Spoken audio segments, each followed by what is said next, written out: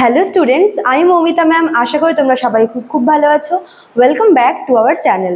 Students, আজকে আমি তোমাদের third semester major political science থেকে তোমাদের পেপার 4 এর একটি খুব ইম্পর্টেন্ট 3 মার্কসের কোয়েশ্চেন নিয়ে আলোচনা করব, যেটাকে বলা হয় প্রচারণা বা ইংলিশে বলা হয় প্রোপাগান্ডা। ঠিক আছে, তো এই টপিকটা এই যে রাজনীতিতে খুবই নিউ একটা হচ্ছে তোমার নতুন এসেছে এই টপিকটা, এবং এটা কিন্তু ভীষণই ইম্পর্টেন্ট একটা টপিক। ঠিক আছে, তোমরা মন দিয়ে ক্লাসটি দেখো। আমি তোমাদের এর সঙ্গে সম্পর্কিত সমস্ত যাবতীয় তথ্য তোমাদের আজকের ক্লাসে দিয়ে দেবো। 3 মার্কসের কোয়েশ্চেন এটা, তো তোমরা আশা করি ভিডিওটা পুরোটা দেখবে। তো ক্লাসটি শুরু করার আগে বলে রাখি যে যারা এখনো আমাদের অনলাইন ক্লাসে জয়েন করোনি বা জয়েন করতে চাইছো, তারা আমাদের দেওয়া হেল্পলাইন নাম্বারে যোগাযোগ করতে পারো। আমাদের হেল্পলাইন নাম্বার দুটি আছে, একটা হচ্ছে 6295916282 আর একটা হচ্ছে 7076398606। ঠিক আছে, দেখো দেওয়া আছে কর্নারের নাম্বার দুটো, তোমরা দেখতে পাচ্ছ। তোমাদের কোনো কোয়ারি থাকলে অ্যাডমিশন সংক্রান্ত বা ক্লাস সংক্রান্ত কোনো রকমের কোনো কোয়ারি থাকলে তোমরা কিন্তু এই নাম্বারে যোগাযোগ করতে পারো, মেসেজ করতে পারো, অথবা তোমরা কলও করে নিতে পারো। ঠিক আছে, চলো দেরি না করে শুরু করে দিই আজকের ক্লাসটি। দেখো, প্রচারণা বা প্রোপাগান্ডা এই ওয়ার্ডটা, এই টার্মটা পলিটিক্সে, যেহেতু আমরা হচ্ছে ইন্টারন্যাশনাল রিলেশনে পড়ছি, তো আন্তর্জাতিক সম্পর্কের ক্ষেত্রে এই যে শব্দটা প্রচারণা, এটা কিন্তু খুবই নিউ, মানে এটা প্রাচীনকাল থেকে আসেনি। এটা একটা নতুন একটা শব্দ বা একটা কনসেপ্ট, যেটা হচ্ছে ইন্টারন্যাশনাল পলিটিক্সে এসেছে। ঠিক আছে, তো প্রথমে বলে রাখি যে প্রচারণার সংজ্ঞাটা কি। দেখো, এখানে একটা নাম লিখেছি, এটা হচ্ছে একটা বইয়ের নাম, যার নাম হচ্ছে handbook of social psychology. Handbook of social psychology, এই গ্রন্থটায় মেন কিন্তু এই প্রোপাগান্ডার যে কনসেপ্টটা, সেটা খুব সুন্দর করে বিস্তারিতভাবে দেওয়া আছে। ঠিক আছে, এবার চলে আসি এর সংজ্ঞাতে। দেখো, রাজনীতির ভাষায় এই যে প্রচারণা, এটা বলতে বোঝায় যে একটা উপায় বা একটা হচ্ছে পদ্ধতি, যার মাধ্যমে তুমি নিজের ইচ্ছা মতো বা তোমার নিজের ইচ্ছাগুলো তুমি অন্য কারোর উপরে চাপিয়ে দিতে পারো। ঠিক আছে, দেখো নর্মালি এই যে প্রচারণা, এটা হচ্ছে এটা একটা, তুমি কি বলবো, একটা আইন, ঠিক আইন না, এটা হচ্ছে এমন একটা দৃষ্টিভঙ্গি বা এমন একটা হচ্ছে জিনিস বা পদ্ধতি, যেটা খুব কম সংখ্যক লোকই গ্রহণ করে।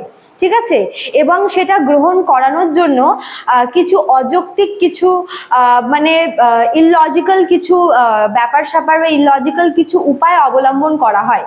ঠিক আছে, যেরকম মনে করো যে যেরকম সেলসম্যানরা যখন হচ্ছে বাড়িতে বাড়িতে কোনো একটা প্রোডাক্ট সেল করতে যায়, তখন তারা সেই জিনিসটা সম্পর্কে অনেক কিছু বলে কাস্টমারকে কনভিন্স করানোর চেষ্টা করে, তাই না? তো সেই যখন তারা ওই ডিটেলসটা দিচ্ছে, আইটেম ডিটেলসটা দিচ্ছে, তারা কিন্তু ওই জিনিসটার সঙ্গে সঙ্গে ওই জিনিসটার রিলেটেড ছাড়াও আরো অনেক কিছু এক্সট্রা কিছু বলে, যাতে করে কাস্টমাররা কনভিন্স হয়ে জিনিসটা কিনে নেয়। ঠিক আছে, এবার দেখো, কোনো কাস্টমার কেনে, কোনো কাস্টমার কেনে না।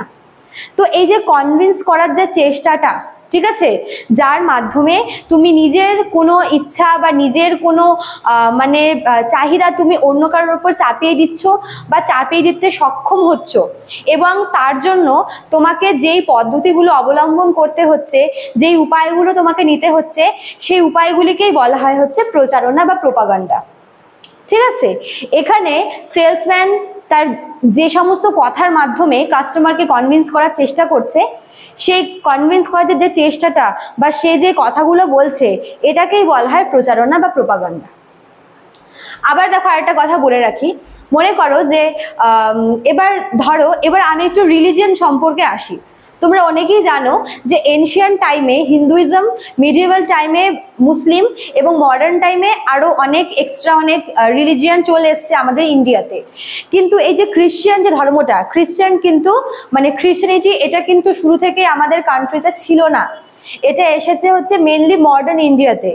ঠিক আছে, তো 1813 সালে আমাদের ব্রিটিশ শাসিত ইন্ডিয়ায় একটা চার্টার অ্যাক্ট পাস হয়, যেখানে বাইরের কান্ট্রির যে খ্রিশ্চান মিশনারিরা আছে, ওনারা ভারতে প্রবেশ করার এবং ভারতের মানুষকে নিজেদের ধর্মে দীক্ষিত করার একটা চান্স পেয়ে যায়, একটা ছাড়পত্র পেয়ে যায়।